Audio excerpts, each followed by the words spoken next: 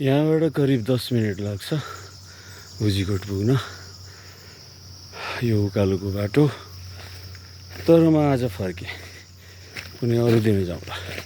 बाटो पनि अलि अप्ठ्यारो र समय त्यति साथ दिएको छैन।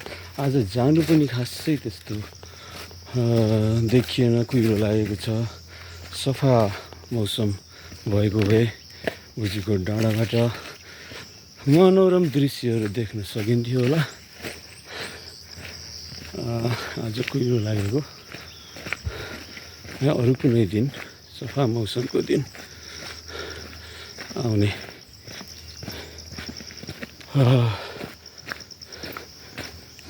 ल, बाटो अलि अप्ठ्यारो छ,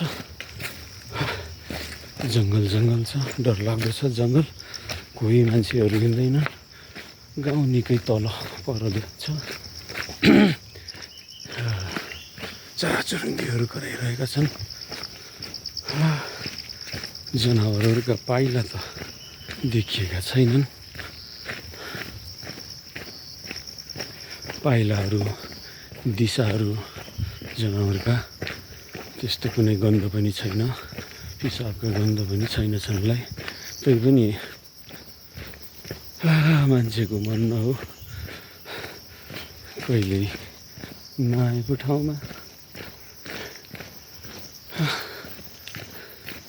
एक्लै हिँड्नुपर्ने ठाउँमा साथ नहुँदाखेरिको क्षण अलि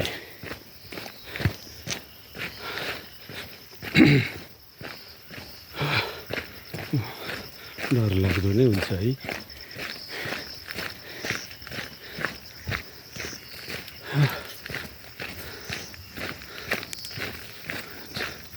माथि माथि जाँदा झन् बाटोहरू खराब देखियो। पानीले पुरै खोलेर हिँडिसक्दै छैन।